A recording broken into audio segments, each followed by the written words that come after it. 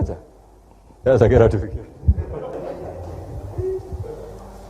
Tes. Bismillah. Assalamualaikum warahmatullahi wabarakatuh. Gus, saya yang bertanya, tadi antum sempat membahas tentang sifat-sifat Allah yang sempurna.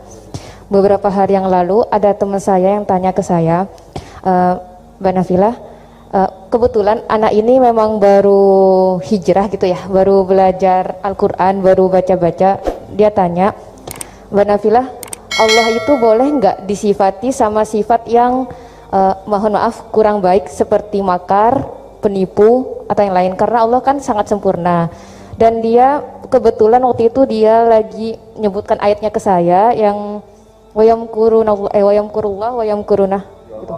Wa makaru wa makarullah wallahu khairul makirin wa hum la yash'urun.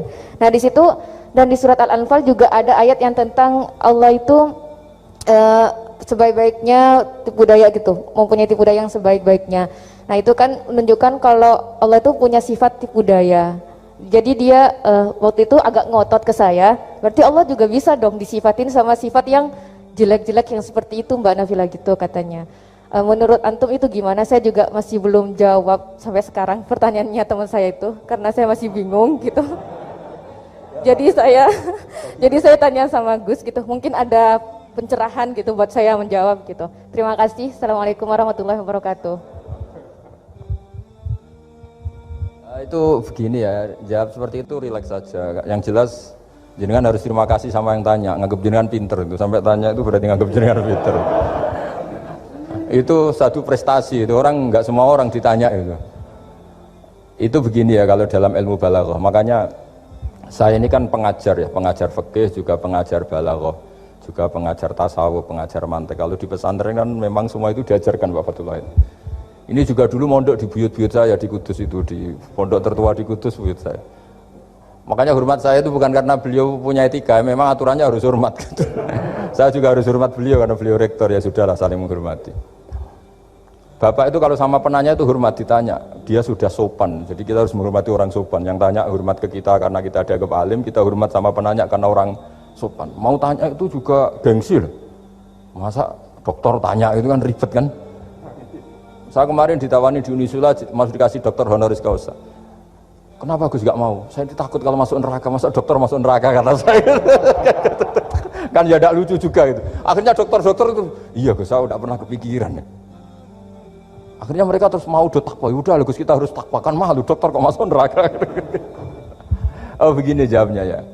Semua ilmu itu harus kita pelajari karena melihat sisi ekstrimnya, sisi buruknya. Ya saya ulang lagi ya. Ilmu itu harus Anda pelajari karena melihat sisi ekstrimnya, sisi buruknya kalau kita tidak tahu. Sehingga dengan cara itu kita tahu secara serius. Misalnya nikah sekali gak sah kategorinya zina. Kenapa anak angkat dilarang oleh Islam? Saya ulang, kenapa anak angkat dilarang oleh Islam? Kalau mau baik-baik saja, tapi gak perlu ada anak angkat. Karena apa? Sekali perempuan ini tadi ditulis misalnya binti Fathul Wahid, binti Bahauddin, itu nanti di KUA itu dikira itu walinya. Padahal hakikatnya tidak walinya. Maka enggak. Nah, ketika ini menikahkan, nikahnya sah enggak?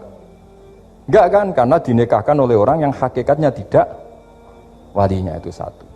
Sisi ekstrim kedua adalah ini nyata pernah terjadi. Anak ini kuliah terus pacaran. Ternyata pacaran sama kakak kandungnya. Jadi itu ceritanya ada anak dari Bojonegoro tipe anak angkat sama orang Jakarta. Singkat cerita sama-sama dewasa kuliah. Sampai pacaran, sampai mau kawin. Nah, pas mau kawin itu yang lamar adalah Pak D-nya. Pak D yang Bojonegoro datang ke Jakarta. Terus dia ngetik, ini kok rumah yang dulu saya titipin ponakan saya. Ternyata itu adik kandung. Karena si adiknya tadi pakai binti langsung yang Jakarta. Sehingga anak Bojonegoro perasaannya pacaran sama anak Jakarta. Nah, di sini kelihatan betapa hebatnya Islam ketika benar-benar melarang anak angkat dengan makna menasabkan. Kalau dengan makna kasih sayang nggak apa-apa ya, tapi kalau dengan makna menasabkan nggak boleh. Paham ya? Karena ada sisi ekstrim nanti bahayanya tadi. Nah, terus, nah ilmu balaghah juga gitu. Di antara ilmu sisi ekstrimnya ilmu balaghah adalah kalau kamu tidak memahami balaghah, maka kamu akan mengatakan Quran ini bohong.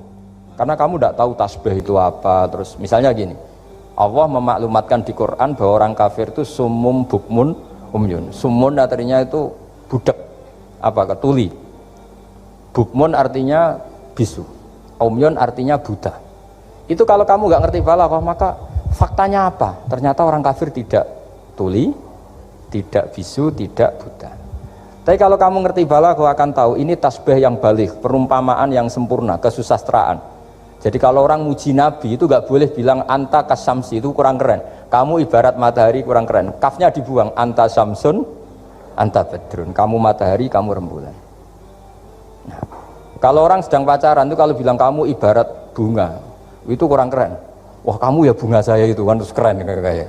Nah itu balaghah. Nah di antara balaghah itu ada namanya wal ityan bil kalimah lil musyakalah. Jadi mendatangkan kalimat bukan dengan makna semestinya tapi lil musyakalah. Musyakalah itu perimbangan. Wa makaru wa makarawah. Mereka bermakar dengan tipu daya. Wa makarawah, dan Allah pun melakukan itu. Berarti Allah menipu daya mereka? Ya enggak. Kalau dilakukan orang baik itu namanya kecerdasan. Tapi kalau dilakukan orang dolim itu namanya tipu daya. Jadi misalnya gini, ada orang bikin alarm supaya maling itu terdeteksi atau pakai CCTV, itu namanya kecerdasan. Tapi kalau maling pakai CCTV untuk kalau nyolong, ngerti pergerakan yang punya rumah. Jadi sama-sama melakukan itu tapi beda. Sama mati juga gitu. Ketika kita pecundang matinya mati sangit gitu, tapi ketika kita pahlawan matinya mati syahid. Artinya ya sama-sama mati. Nah di balaghah itu ada istilah musyakalah. Musyakalah itu ayat itu sebenarnya banyak, Mbak. Ada yukhadi'una Allaha wa huwa khadi'uhum wa yamkuruna wa yamkuruwah wa makaru wa makaru, itu banyak. Jadi di antara sisi yang harus kita pelajari dari ilmu balaghah adalah kalimat itu banyak yang tidak semestinya. Ya tadi misalnya kita bilang coba kamu jalan dulu. Kalau kita bawa mobil, maksudnya mobil itu jalan, kita duduk. Tapi kalimatnya tetap, sudah kamu jalan dulu.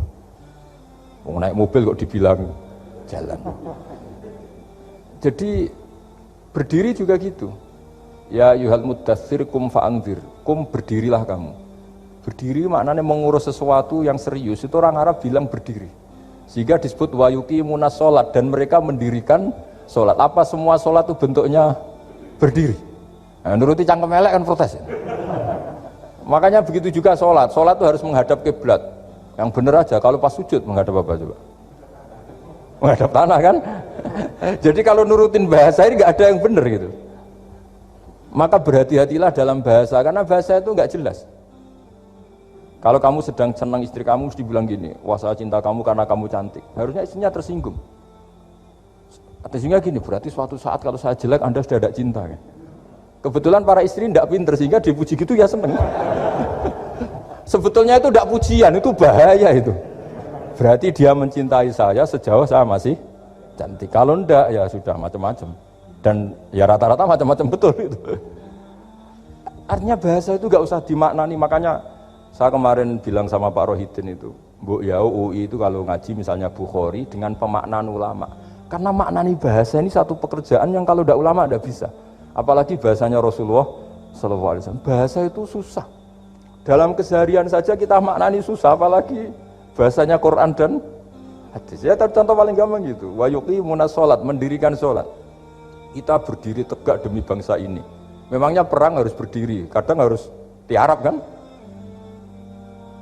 Jadi bahasa itu selalu sering kalau di balaghah disebut hakikat dan majas.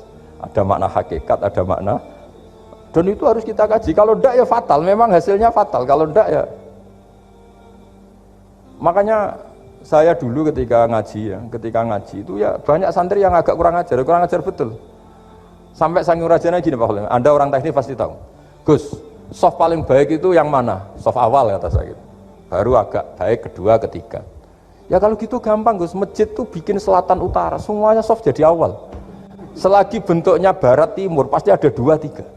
Paksa mereka di soft awal dengan desain masjid selasa utara apa?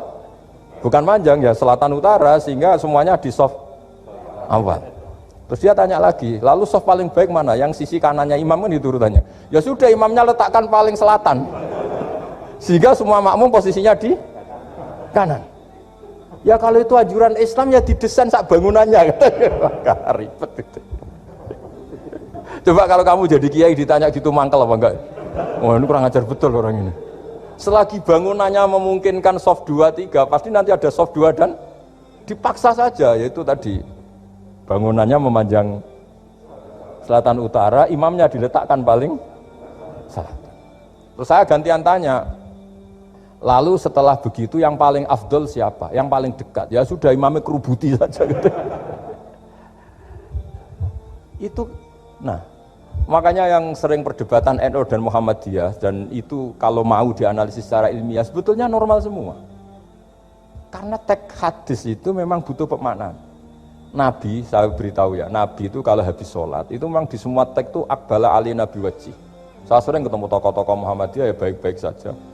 Ketemu tokoh NU ya baik-baik saja, karena ini masalah teks. Saya ulang lagi, karena Rasulullah SAW idan sorofa min sholatihi akbala ali nabi wajih. Nabi setelah sholat itu menghadap ke musolli, ke makmum, kira-kira kalau Indonesia menghadap ke timur. Tapi di sebagian riwayat, Nabi itu kalau habis sholat itu melakukan sesuatu yang menunjukkan kalau dia sudah selesai sholat. Jadi filosofinya itu yang penting memaklumatkan kalau beliau sudah sholat. Karena dulu itu begini, Nabi itu kan tokoh sentralnya, beliau akramul khalqi, beliau sayyidul anbiya wal mursalin. Sehingga orang tuh kadang lari itu dari jarak 7 kilo, 6 kilo, 7 kilo lari supaya menangi sholat bersama Nabi. Nah, ketika mereka jadi posisi masbuk itu tertinggal oleh imam. Kalau Nabi posisi tetap menghadap ke barat dengan posisi orang sholat, nanti yang baru datang ngira Nabi masih sholat. Dan kalau kadung makmum ternyata Nabi sudah selesai. Itu sholatnya namanya nggak sah. Karena apa? Mengikuti orang yang hakikatnya sudah ada sholat.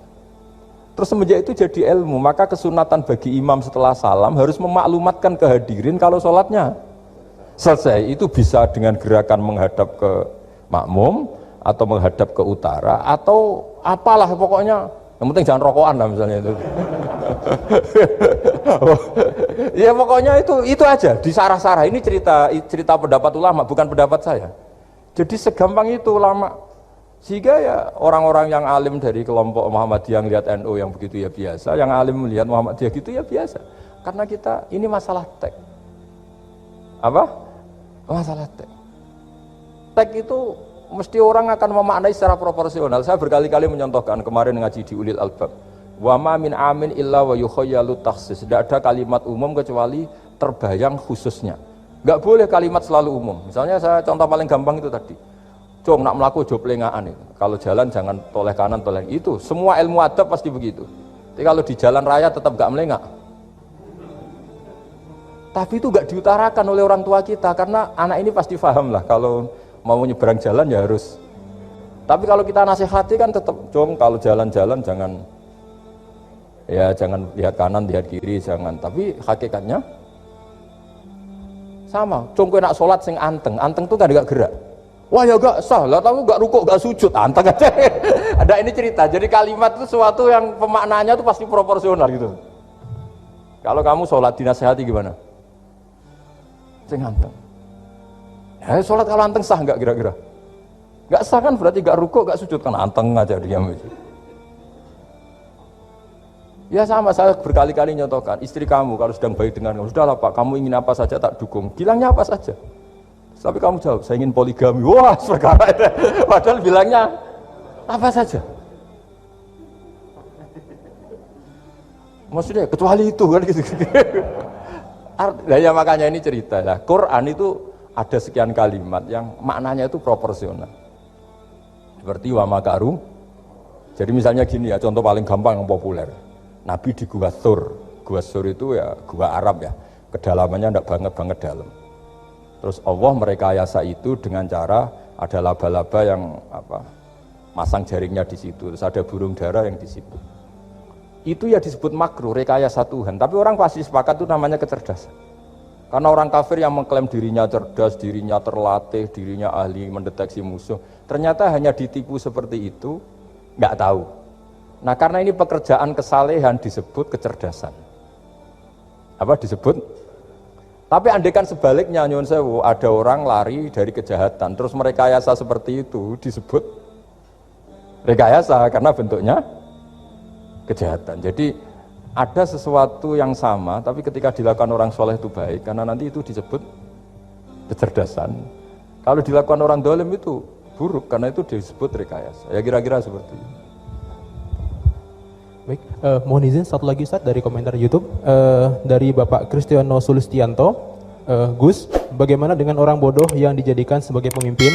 Bagaimana dengan pertanggungjawabannya? Sekian Ustaz. Begini ya, kalau bodoh dengan makna kita ini kan biasa mengkaji Quran ya, terutama kita yang di pesantren, yang dosen VAI atau siapa saja yang nekuni ilmu Quran.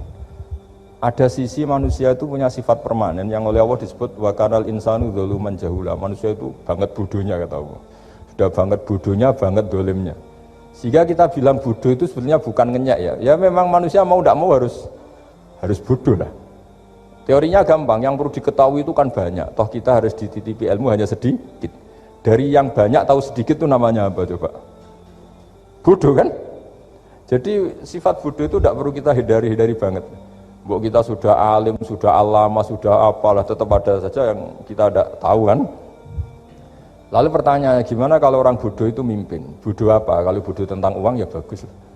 Makanya Nabi pernah ngintikan aksaru ahlil jannah al-bulhu. Nanti penduduk surga terbanyak itu orang-orang bodoh. Misalnya ada rektor, menteri, pejabat, gak pernah korupsi, itu teman-temannya bilang pinter apa bodoh? Teman yang kroni itu bilang apa? Bodoh kan, punya kesempatan, tidak diambil, itu namanya bodoh. Tapi kalau malaikat bilang ini pinter gitu, karena bisa mengendalikan apa? Nafsu. Makanya kalau pertanyaannya gimana hukumnya orang bodoh yang mimpin? Bodoh apa? Kalau bodoh cara mimpin ya memang keliru betul. Wong bodoh cara mimpin kok tetap mimpin. Tapi kalau dia bodoh, nggak tahu caranya korupsi, nggak tahu caranya selingkuh, nggak tahu caranya nggak bener, itu ya pinter itu. Karena Nabi itu yang kadang muji itu aksaru ahlil jannah al-bulhu, masyhur hadis itu. Kebanyakan penduduk surga itu orang-orang bodoh. Sampai Mbah Mun tuh kalau guyon ya lebih guyon dibanding jenengan. Kata Mbah Mun gini, aku itu saake hak, suar wargane wong-wong bodoh, saake, kenaan malaikat. Kan di surga itu orang akan dikasih sesuai keinginannya. Wong diso-diso itu taunya makan enak kan jadah, terus uduk gitu. Terus bayangkan cantik itu ya orang ya kayak gitulah, orang desa rodok melek sidik ya cantik, terus bangir sidik ya cantik. Karena surganya memberi yang diinginkan, akhirnya menunya ya itu saja. Karena dia kan nggak pernah makan pizza, terus nggak pernah melihat orang cantik Pakistan, Turki, jadi seleranya ya itu. Jadi kata Pak Mun, mulane wong sing pengalaman, jadi kok surgane mewah. Itu kan bayangkan kamar mandi, mungkin ya kamar mandi di kampungnya kan itu udah bagus ini. Ya saya tidak tahu apa betul begitu apa enggak, ini guyon itu. Nah bodoh ya seperti itu. Jadi kalimat bodoh itu ada bodoh beneran, itu memang bener-bener bodoh.